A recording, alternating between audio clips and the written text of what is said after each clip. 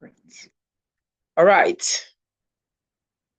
So, welcome to our very first workforce optimization conversations in the year 2026. So last year we tried to have this every month. We made good efforts and we became inconsistent at some point. This year we intend to be consistent, have our monthly conversations, because we want to be sure that organizations are achieving their goals, which is productivity that leads to performance. That leads to profit.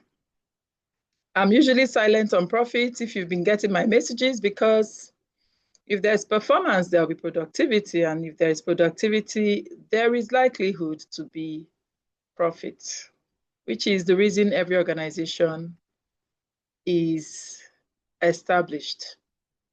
It's supposed to be an hour session, so we are going straight into the conversation. By the end of this session, hopefully, we can analyze performance. That's our learning objective. We can evaluate effectiveness, and we can prioritize a source of systemic friction. Because of time, I don't want to explain these objectives, but we're going to be sharing the slides and the YouTube link in case you want to go over it again. I think we have prepared something that will take us more than an hour, so we're just hitting it. Why are we having this conversation? We're having it because people who are in people management, people who we call human resource managers, keep deploying tools and systems. They keep, tracking KPIs, what we call key performance indicators. They keep training.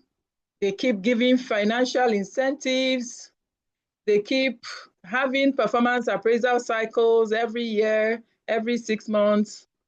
And yet, performance for some people in some organizations still drops, regardless of all these efforts. Are all these efforts important? Absolutely, yes. Yes, yes, yes. But are they enough? That's why we are having this conversation this evening. The question is, if HR tools are improving, why is performance not improving? This is a truth I consider a provocative one. Performance failure is rarely a people problem. Somebody is going to bite my neck for this. But I just want you to think about it. Performance failure is rarely a people problem.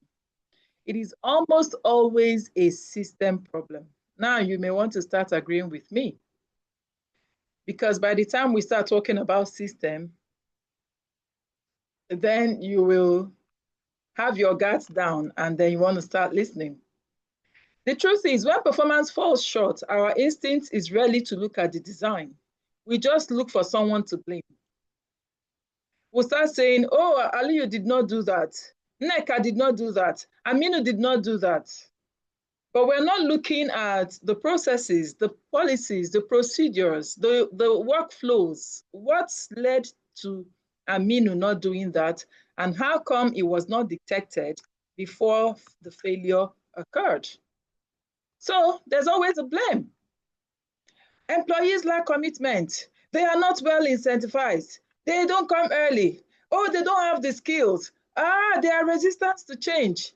This and that and that. They have poor work ethic. The manager who is saying all these things does not even look at himself and say, how have I contributed to it? So it's just blame game. Start throwing it like, some punches in the air at the market square. And it's so easy to do that because that's how we are wired, or that's what we've become accustomed to, always looking for who to blame. One president comes, he says, oh, that person, that other president. This evening, we're going to be having this conversation, and I want us to remember that performance is an outcome. If you ever think about a system, you would remember that what you put in is what you get out.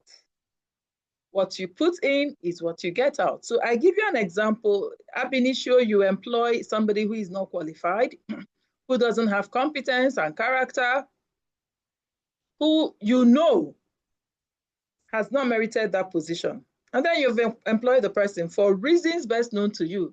She's my uncle's daughter. Oh, she went to primary school together. Oh, she helped me when I was whatever. Her uncle gave me a note. The presidency did that. You know, we just give all the excuses and we have employed this person. Then we unleash all our HR tools, all our systems, and expect performance. How possible can that be?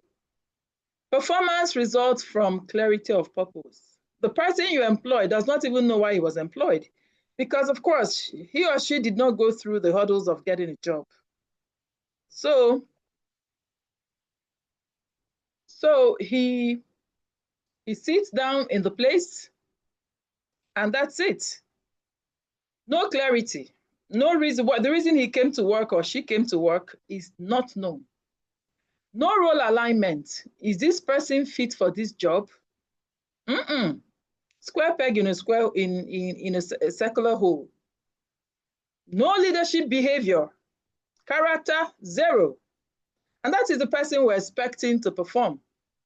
That's why when there is no performance, we start blaming, is that girl, is that person that they brought to us, they brought to our organization. Really? Is that person? How did your system check him or her to get in? When she got in because, oh, your hands were tied, what did you do about him getting in? That's what systems address. Performance results from decisions and accountability systems. Every other thing I've listed here are things a system resolves. That's why I can tell you performance is an outcome. What you put in, garbage in, how they say it, is what you get out. And then there's the HR trap. The HR person is given a hammer and a screwdriver. Her job is what? Fix the problem. There's leadership failure, fix it. There is ambiguity in things, fix it. There is structural confusion, fix it. There are cultural contradictions, fix it. HR, you are the Bob the builder, the engineer, whatever the problem is, fix it. HR will start running up and down. So that's why we're having this conversation. I'm hoping that you're already thinking and you're asking yourself, how is it at my end? So it's not the people. The people have their problems, their, their contributions, and that's what I've put in this performance equation. So there is performance equals to people.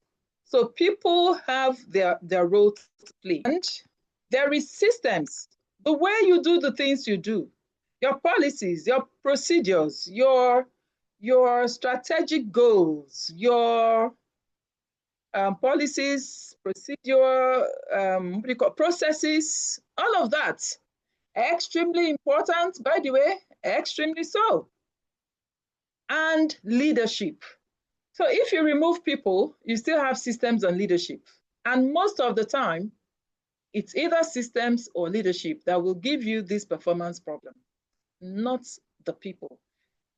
Again, I repeat myself, people have the issues. There are issues with the people, but the systems are supposed to check the people. Leadership is supposed to check the people. So when there is poor performance in your organization, the first thing to do is not to start pointing blame, games at fingers at the people. The first thing to do is start checking your leadership skills and the people who are leading. The next thing to do is to start checking your systems. And, I made this presentation somewhere and somebody said, why is it not addition? Why is it not plus? Why is it multiplication? The answer is simple.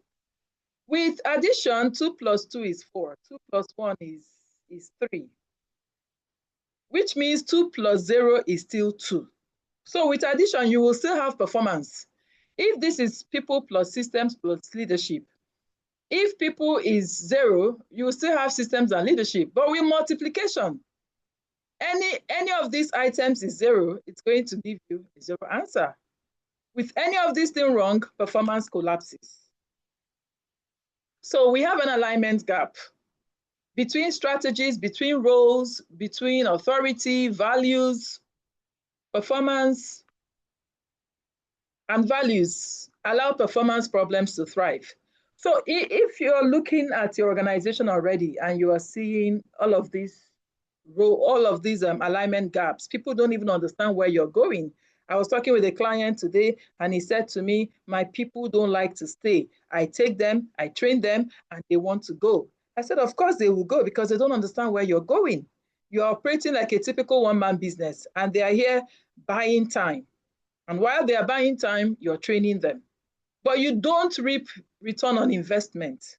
And I said to him, you will get old, your organization will die with you. Because they don't understand where you're going. Your strategy, 0. Where are you going to be in 3 years? What is it in it for them in another 3 years, another 5 years? They can't see it.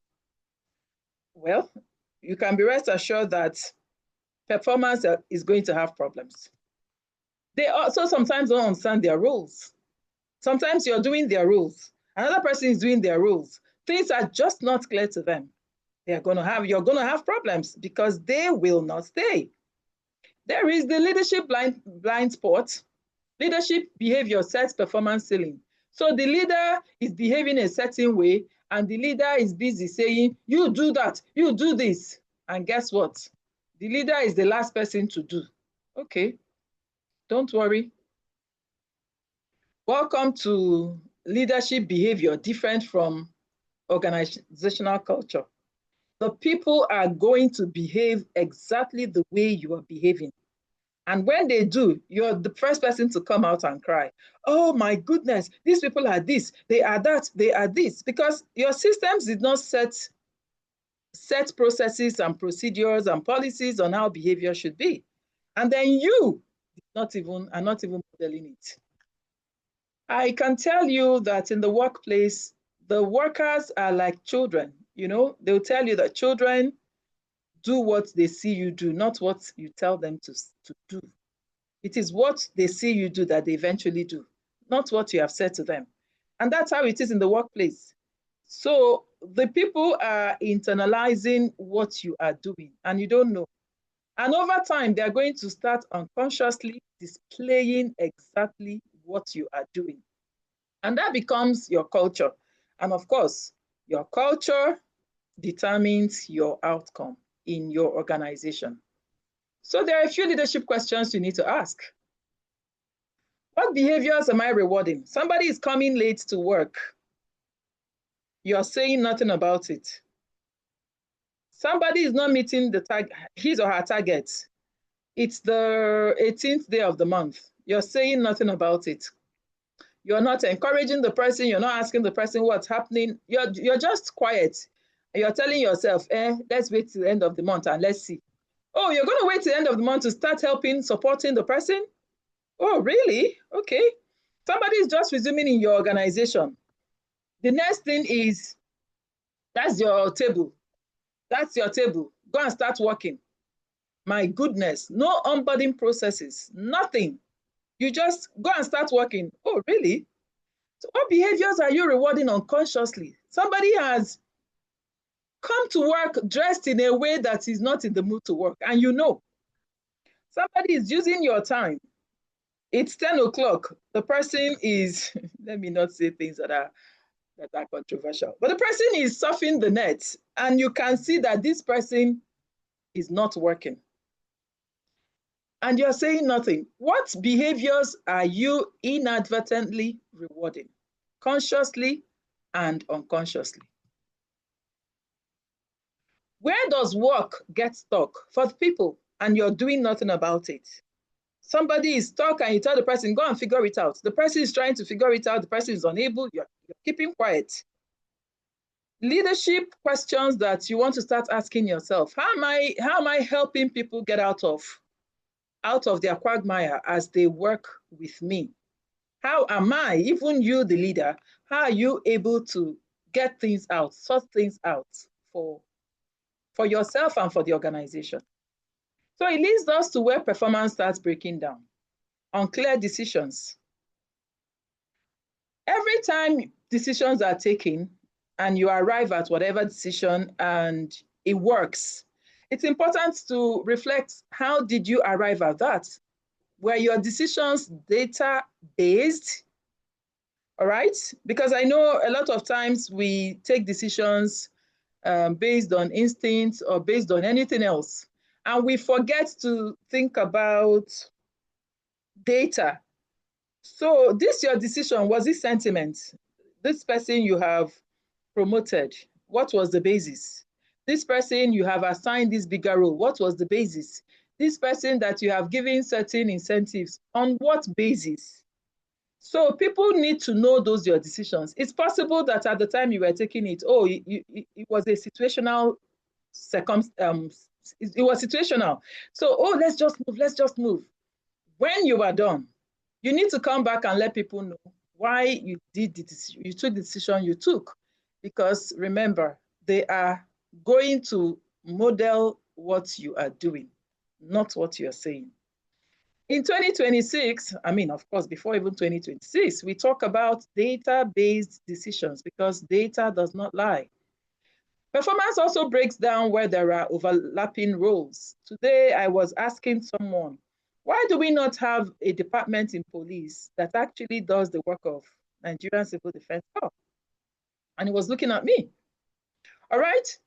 I'm not saying they are working and what they are doing is very important, but most of all is a lot of times we have overlapping roles in Nigeria, and we all know 3, 4 people have been asked to do the same thing. We're bringing it also to, private organizations don't do that much, but I see it a lot in public service.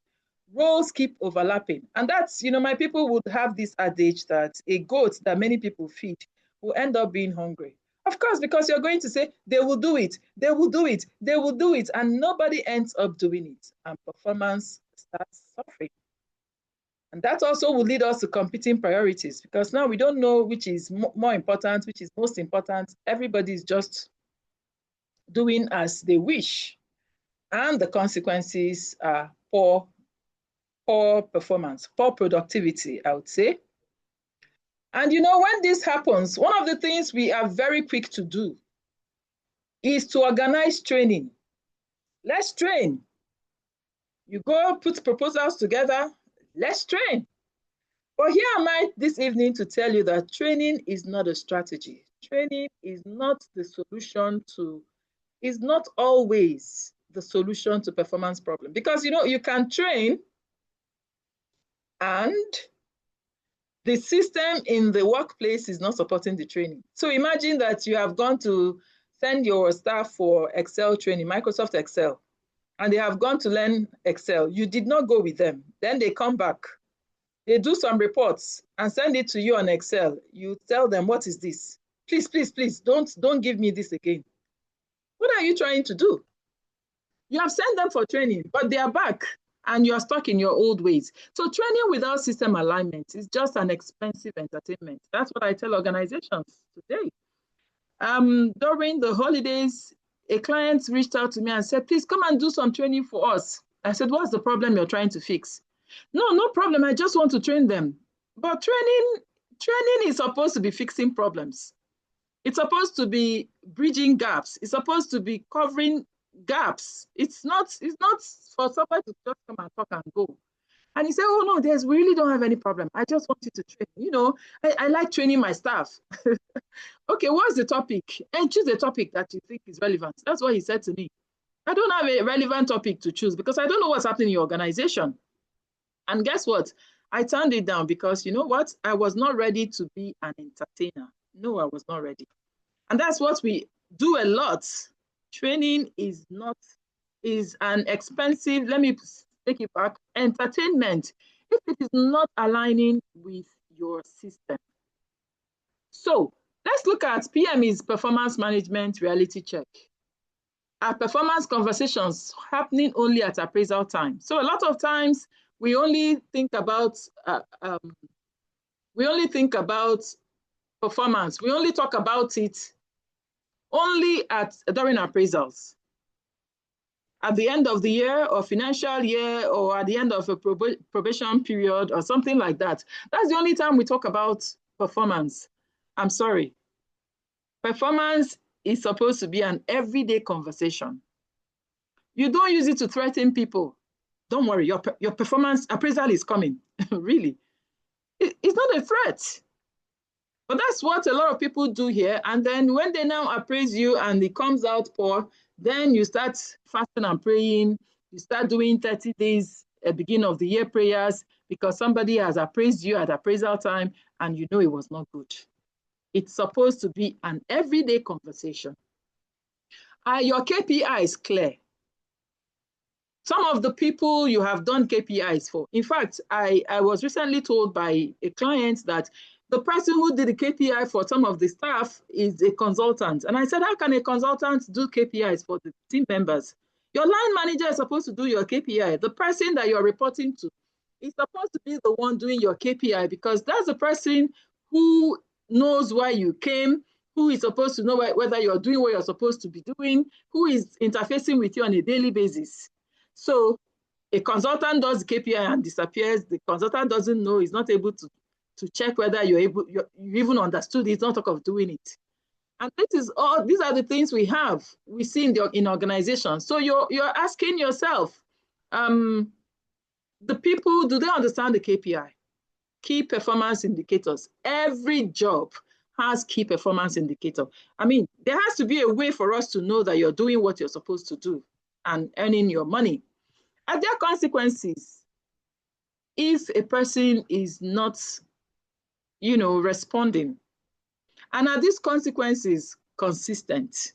Because sometimes we will, give consequences or have let's say Mrs. A enjoy consequences and then Mrs. B, no, because Mrs. B is, I said enjoy consequences. Yes, you have to enjoy it because when you do what you're not supposed to do, then you enjoy whatever comes out of it. And then Mrs. B is not enjoying her own consequence because Mrs. B is the minister's daughter or my neighbor's whatever, or my niece or whatever reason, So is this consistent or does it just look at faces? Do managers own performance? You are the line manager. Do you own it or are you waiting for HR? Any little thing will go to HR. Oh, really? HR is not Almighty God. So you have a duty as a line manager to own performance, to say, look, I'm the one who gave you this KPI. Your performance, whatever you're doing is affecting my work directly. So I'm taking charge of it. All right? So when you're having these conversations and start thinking like this, I can tell you that performance will not fail. When it is time for those appraisals, yes, performance will not fail, productivity will not fail. So look at these questions and, talk to yourself, whether it is a yes or a no for you. And, wherever you need to improve, please improve. If I asked you, which issue impacts the people most in your organization? I mean, take a look at where you work. Which issue? Maybe it's resources, maybe it's decision-making process, maybe it's leadership issue, maybe it's the policies, procedures, the things you have set. Which of them? Maybe it's the way you take decisions, which blocks decision-making, which creates repeated escalations. I want you to, because there is something we call friction and, prioritization. The things that cause problem, the things, okay, now let me put it this way. Step back from pointing fingers at the people. Step back from it and start asking yourself, which of my systems, which of the how I do the things I do, which of my personality, which of my leaders, my managers, which of them is causing these issues? And which of these issues is a very big issue for me or for us as an organization? And is HR expected to fix all these issues? Which of them is HR expected to fix? And which of them is HR not expected to fix? Let me tell you that HR may not be able to fix all the issues because, HR rules powers are also limited. There are certain decisions the HR cannot make. mind you, HR is just an employee like the other person who is not HR. So sometimes managers and people, leaders, we just want to continue to blame HR. No, HR is also is also employed, is also earning salary. So, and HR is not the one that will likely do your systems and your leadership problems, because what are you there for? So, as a workforce optimization person, the way we look at things will be, are the right people in the right roles? Are the right people in the right roles? I understand in our country, when people tell me that certificates don't matter, I do not entirely agree with them. I do not. You may want to probe further to know whether certificate matters in this case. Yes, people change interest at some point. So you have to have conversations to be sure that somebody has changed interest, because there are people who actually wanted to read geology and they went and read geology and they want to practice geology. Or they came to your organization that has some things to do with geology, and guess what? You have put them at the front desk, or you have where now? You have put them in admin or somewhere, and then the next thing you're going to say is this thing doesn't matter, certificate doesn't matter.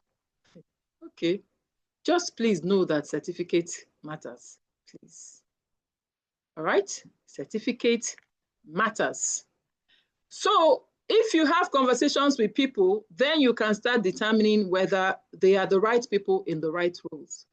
There are people who have changed interests also, and that's fine. And if you don't have conversations, you may never know that this person's interest has changed. This person that read French, who wanted to be ABCD, has now gone into data analysis. And, if you don't have conversations, you will not know. So have right people in the right roles. When people make applications, have conversations. Don't just say, oh, based on what I can see, you put it. No. Do systems enable performance? It's very important that we take a look at our systems, right? Systems can enable performance, and systems can also dwindle performance. Maybe when we're having the conversation time, so you want to ask questions about that. If, for example, let me give you the simplest one. So you are recruiting, and in your organization, your policy says, just recruit. Once there is vacancy, just advertise, take anybody, interview the person, whoever should come and interview the person, start work. Really. You're looking for an engineer, and the person may be a civil engineer, and the person that is recruiting the civil engineer for you is a person who read marketing and who has been practicing marketing all his or her life. Interesting. So it is your recruitment policy that empowered that person, because the person is HR or because the person is admin manager, to do that recruitment. And that is a system flaw. All right? I gave us an example of a consultant writing KPIs for people. That is a systemic flaw too, because the consultant is not the one working with this person on a daily basis. So that's just one of the examples of how systems can disable performance. A system may not enable performance. So is that what's happening in your place? So we always talk about people, we talk about purpose, and we talk about performance. And we say that sustainable performance requires alignment of people, purpose, and performance. Please, if you forget everything else today, just remember this. So high-performing organizations design rules. They design roles intentionally. They design roles intentionally. All right? You sit where you are and you say, we need A, B, C, D, E, F. That's who we need. All right. What will be the pressing specification? What kind of pressing? Well, first of all, you're going to design the job. The person, this job is this person will do this person will do that. It's a hybrid job. The person can work 3 times a week physically. 2 times a week virtually, the person has to, the job requires that reports are made every 2 days. The job requires a minimum of 8 hours for us to have the productivity that we're expecting. You design that job role. Then you talk about the person specification. What kind of person will do this job? I tell you something, some jobs you may even have to define up to the physical qualities of the person. The person needs to be fat, tall, short. The person needs to speak English impeccably. The person needs to speak Hausa. The person needs to have fair understanding of French. The person needs to have valid international passport. The person needs to have traveled or something. Sometimes it's the person needs to be a certain age. The person needs to be married or not married. There is something called person specification, but a lot of times you don't even do that. And that's how the system begins to fail, because you didn't specify all these things. Then suddenly when you are interviewing, you just see somebody you like, and then you take the person. If you take people based on likeness, just be waiting. Performance is likely going to have a problem. All right, design roles to clarify decisions. Design roles and fix friction early. You know, we've talked about overlapping roles. We have talked about decision-making using data. So when you're designing roles, design roles for people to make certain kind of decisions. There are some organizations that the only person that makes whatever decision is the person on top. All right, when you're designing roles, you have to, bring clarity to people's, let me call it jurisdictions. What amount of powers does this person have?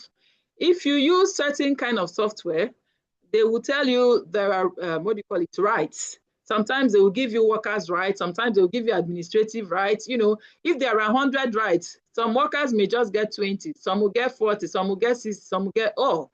So you are going to be designing your roles like that. And design your roles in such a way also that if there are issues, they can easily be resolved. What will be the implication of this for leaders? You have to think about shifting from activity to impact. We're not just here to keep answering job titles. Oh, I'm the CEO of ABCD. Oh, I am the chief people officer. Oh, I am the chief accounting of whatever you want to call yourself. You want to shift from activity to impact. Just know that everything you are doing in the organization is affecting another person directly or indirectly. So you want to stop thinking of, oh, we're just busy. You are going to now move to impact. What is this thing? How is this affecting our organization's bottom line? Because at the end of the day, every single thing we do affects the bottom line. You also have to, as a HR leader, you have to partner in organizational design. Don't sit where you are and think that your job is to police people, to check when they came late, when they came early, to check whether they borrowed money so that we can deduct it. No. There is something called organizational design. So now, knowing this, you are going to get involved in designing your organizational systems, your processes, your policies. You have something to offer, and you have to offer it, because at the end of the day, if you don't offer it, you're just going to be a police, people's police, and you're going to be getting on their nerves because you don't have work. The only work you have is to check whether they logged in on time, whether the HR has really gone past that. If you have 10 items to do every day and you do them, it might not matter in some organizations whether you came by 8 or 9. Some organizations, what's important to them is the 9 things you're supposed to do. Did you do them? Did you get the results that we're looking for? Yes, okay then. But if that organization, if that's the kind of organization you work in, and they are not, they don't bother about how you dressed, how you came early, how you came late, and all of those mundane things, I consider them mundane now, but I mean, they have their places. Please don't misquote me.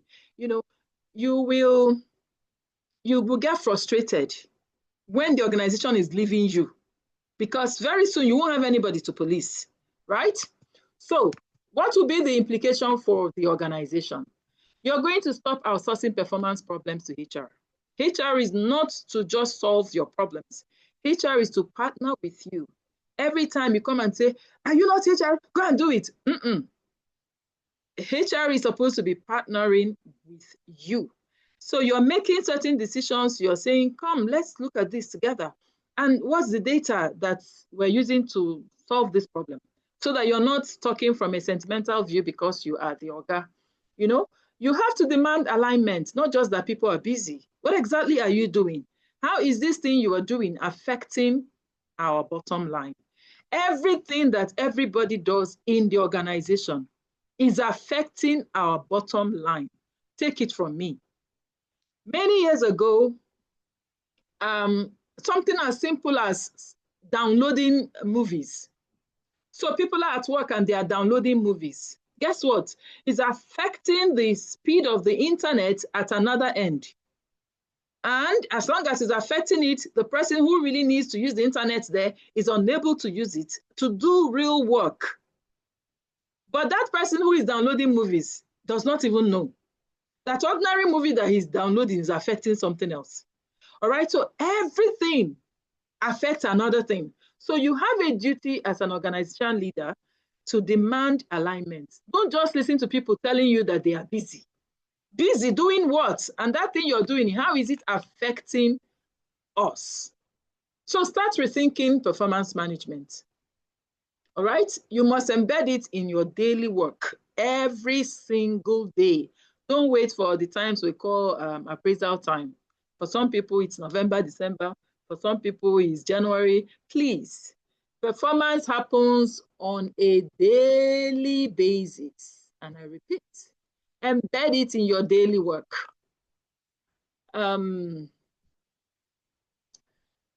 Please, performance must be owned by line managers. The orga at the top is not the only person that should be screaming performance, performance, performance. Line managers, what's line? A line manager is just the person that somebody else is reporting to. So when you have your organizational structure, somebody is reporting to somebody. Somebody is reporting to another person. Everybody who has somebody reporting to them is a line manager, and they should own performance. I've told you that they are the ones who are supposed to be creating KPIs for the people below them. So they should own performance. It's not just the MD or CEO. Performance must be system supported. The system must support performance. You don't go and learn how to use Excel, and when you come, you do a report and share it as a Google file or Google sheet, and then the manager will say, don't send me this kind of a thing again. Excuse me? All right, so the system must support performance. The system must support performance. And I'm repeating, every time, all the KPIs you have given people, make sure that the system is supporting it, that your policies are supporting it, that your processes are supporting it, that your procedures are supporting it, that leadership is supporting it by their behavior. You expect people to be at work by 8 o'clock, but you come by 8:30. Means that the system is not supporting it. You are rewarding people, you're not having them enjoy the consequences of their behavior. It means that the system is supporting it. All right? Make sure that performance is consequence-driven, that there are consequences for actions and inactions, and not sentiments. Even if the person is your daughter, your whatever it is, consequences should just simply follow when people break the laws or the rules. And performance should be formative. There's something called formative appraisal, the one that is continuous. It is, you know, every day you're checking on, how do I put it? It is informal. How are you doing? Just that simple question can help you unearth that somebody is mentally imbalanced, if I'm going to use that word, mentally sick. And so that mental situation is affecting the work they are doing. And so you can curb it on time. But imagine when you don't ask, you don't check, you don't know formative appraisal, you just keep waiting for after 12 months, you're going to have issues. So when it's system supported, it's usually a formative situation. where there is continuous alignment, there's continuous learning. You are continuously making sure that this person, you know, they are putting on their best foot, their cap, their A game is always on. And there is a summative appraisal, the ones that happens at the end of a period. That's the one that a lot of us do. Please, even for formative appraisal, you are conscious of it. The person you are appraising may not know, but you, the line manager, you are conscious of it. All right, so you start rethinking performance appraisal. Which one source of friction, if removed, would most improve performance in your organization? So when you look at all of this and then you ask yourself, which one can I start improving for my organization now? And this is our final thought. Remember that this is a conversation, so I just finished this and then we can do any conversation. Performance failure. I am saying that performance failure is a design failure.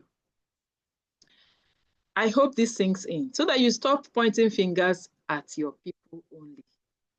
When performance fails, when people productivity is dimming, please, before you start pointing fingers at anybody, look at your systems, look at your design, look at your leadership. Again, I would say there is the issue of people, but it's really the people. It is the system, or we call it your design. And this is the end of my presentation. Now we can take your contributions and your comments and your concerns because it's supposed to be a conversation. Thank you very much. Thank you. Are you still there? You can unmute yourself and make your contributions. You can put it in the chat room. I'm still here. This was very, very insightful, Ma. And it's a problem that is very much ongoing in systems today. I really, as you said, a lot of people put a lot of responsibility on HR. And I just really wish, more people will get aware and educated on the responsibilities of the HR, how the HR is meant to be a partner for leadership and also a partner for the staff. So it's not meant to be like, oh, you just go fix the problem. So it's very insightful. And yeah, this education needs to go out there because it's just very important for people to be, especially leadership. There's something I heard one time that I think in Japan, one of the Asian countries, that once there's a problem once there's a problem in the system, the first person they attack is the leader. But over here in Nigeria, it's not so. That's right. And it's a culture that we really need to adapt so that it makes people sit up to improving systems, as you said, because I do really believe that it's the design and not necessarily the people. People come with all baggages, but we just have to know how to, because once there's structure, everybody knows where to fit in, but now there's no structure in most organizations. So yeah, this is very insightful, and thank you. It's a pleasure. Thank you, Fong. I see my prof, Salisu Yahaya. Please, you have the floor. You can unmute yourself. I see you raised your hand. All right. Thank you very much, Doctor, my optimizer in chief. Quite a very enlightening session. I'll be very fast because I have about 7 items I just want to touch. First of all, yes, I want to start about the HR role. In most organizations, actually has an overbearing posture. And that is because even the owners of the businesses do not seem to have a clear concept or context of what the HR is. And you have actually zeroed down on them properly when you're talking about the implication for HR leaders and for the organization. I think I like how you put them there. I think when directors or owners of businesses understand the role of HR, it will save the system and serve the system better, because most times the HR is put in a position where sometimes even above the chief operating officers, and quite a lot of things get modeled up. The second issue has to do with the issue of KPI. And I want to add that you also have KPI and these SOPs. So most people just impose KPIs and SOPs on organizations without input, without the buy-in of those who are actually there. I think it's a practice that has to be checked. Otherwise, they just end up being paper and not having any value or impact on the system. The third is the issue of reward system. I agree with you. The reward system has to be performance and data driven. Otherwise, we end up just rewarding eye service or rewarding firefighting gestures in organizations. The next thing I'll talk about is the issue of too many meetings. A lot of meetings affect performance. Somebody does something wrong, and then you call everybody to a meeting, even the people who are not, some not even aware of what happened. So there's too much micromanaging in the system, and it is driven by those. And apart from saving time, it also has some psychological effect on the staff. Somebody who did not commit anything is put through 2-3 hours meeting and bored. Then we have the issue about decision overload. Many organizations also have situations where you take a decision, you bring an idea, you bring a project, you bring a program, you don't see it through, and then other ones are coming. So in 1 month, 2 months, the staff are going through 3, 4, 5 different programs and projects that are not really quite concretized, and some are not even seen through to the end. Again, this also affects performance. It drains the staff and affects them mentally. Then the sixth thing I will talk about is the issue of compliance and reporting system bodies. Again, many organizations do not have clear templates or even channels for reporting issues, and quite a lot of compliance instructions are given, and so you confuse them or you make it difficult for them to really meet up. I have seen so many situations where staff really just get stuck on what to report on, how to report on, and who to even report on. So I think these are issues, some of the issues, again, I want to contribute in addition to what you have brilliantly put forward to us. Thank you very much. Thank you, my prof. I appreciate you. And that's quite insightful because we had a time interval for this conversation. I just limited it. But yes, what you have brought up is very, very crucial. Thank you. Any other contributor? This is supposed to be a conversation. I called it workforce optimization conversation because one of the things I found that is a problem is productivity in our country. Productivity is always a problem. And that's why we are having these conversations, and we're going to have some more. So before I talk about the questions I see in the chat room, if you have something to say, kindly unmute yourself and please shoot. Hello, good evening. Good evening, sir. Yeah. My name is Dan Hassan, and it's an honor and pleasure to join you this evening. I'll make it quick because I have another online meeting at 8. My question is, what are the qualities and essentials of performance evaluation system in a normal or standard organization? What are those qualities and essentials expected of a performance evaluation system in a normal organization? Okay, that's fair. Let me not use the word normal because every performance management has to be tailored to the organization. But one thing that we must have will be the KPIs, right?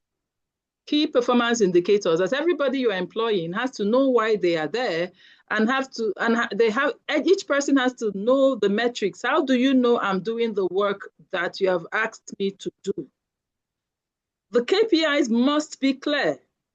So another, some people call it targets for salespeople. They call it targets.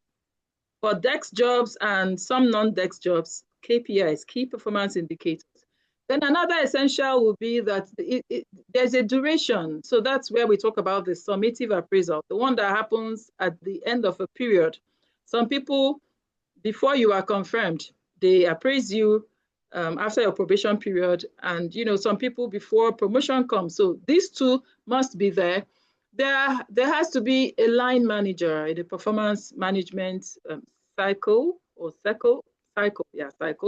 There has to be a line manager who is saying A, B, C, D, E, F about you. You are going to also choose your style. There is the 90 degrees, 180 degrees, 360 degrees. So your organization has to choose it. There is the tracking system too. Some organizations have where they, like a checkbox, keep checking it like that. So these are just some basic essentials. It's possible that what is your organization, we have to look at it and say what works for us. Then you start introducing the other things that work for your organization. I hope this helps. Thank you. And of course, you won't be talking performance management if you don't have your policies, because policies will differ from one organization to the other. And your procedures, my prof called it, there is the SOP, standard operating procedure. How do we do what we do here? All those are also intricate parts of performance management. Thank you. Thank you. All right. Any other person? We have a few minutes to Yes. go. Not in a hurry. Yes, good evening. Good evening. Okay, good evening. Thank you very much for the insightful information. I really got a lot here. But I'm quite curious because I may not have worked in a lot of places, but for my own organization, I want to find out or ask is a question. Okay. You keep mentioning HR. Now, is HR needed in every organization? I will think so. Somebody must perform the role of managing humans, because you see, human beings are very dynamic. So the title may not be human resource manager, but there will be someone who manages human beings. Human beings are emotional beings. Somebody may have to be there to manage their emotions when they are high and when they are low. In the moment of grief, moment of excitement and stuff like that. So that's part of the dynamism of humans. And that's why there is supposed to be, once you have people gathered to work, there is supposed to be someone managing them, even if the person does not have the title HR. I hope your question is answered. Yes, very well. Thank you very much. Thank you. So if the person does not have the title HR, the person is not a professional HR. Professionals are the people who have licenses, just the same way a medical doctor has a license. They are, in Nigeria, regulated by the Chartered Institute of Personnel Management, right? There is something called HR license, in case you don't know. If they don't have that license, then the person who is managing the people needs to acquire the competencies, the skills to manage people. Managing people, we call it social skills, is a skill that not everybody has. I have a client that we recruited staff for. After recruiting staff and doing all the things and got paid and the people resumed work, the next thing was, and some people said during their onboarding, they got back to me and said, look, we are resigning, we don't want to work. I said, you have not even resumed, you're resigning. And so I went back to the client, I said, what's happening? He said, oh my goodness, that's every time her HR talks to people, they want to resign. So when I said digging deep, the HR has no empathy at all.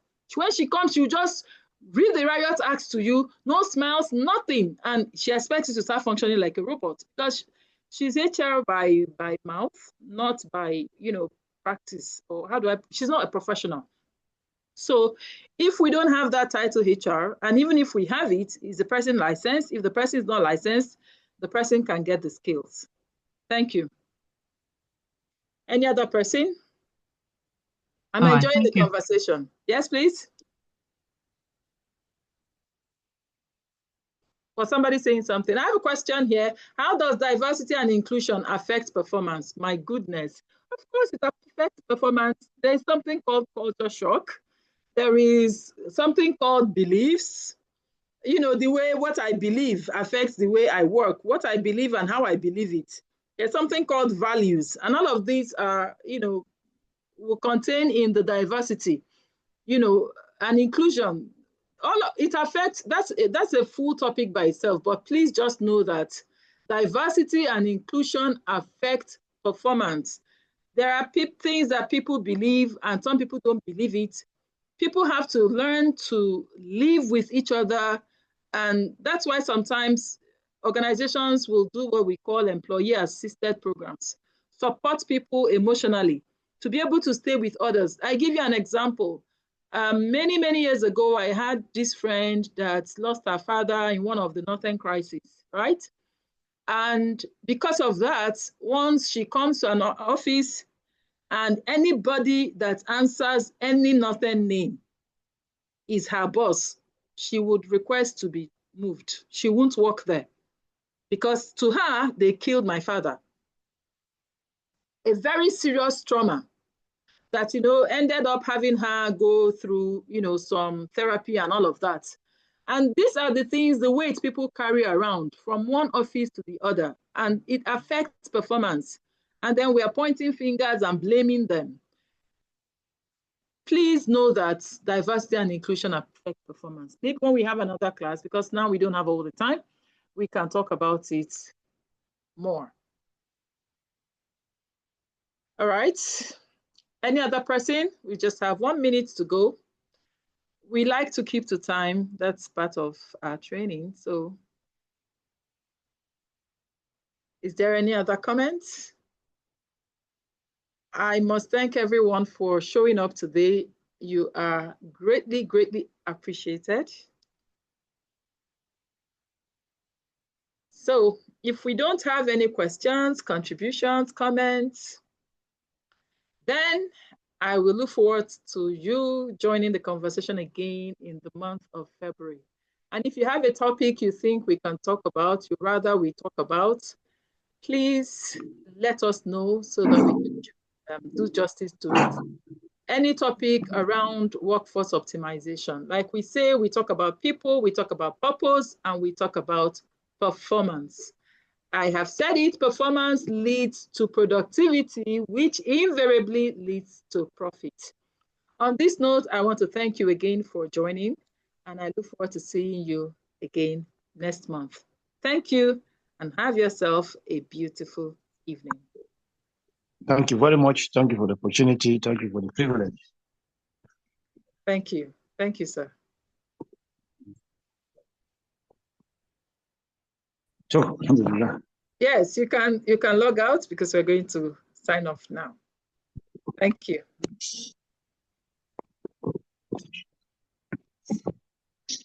Yeah. All right.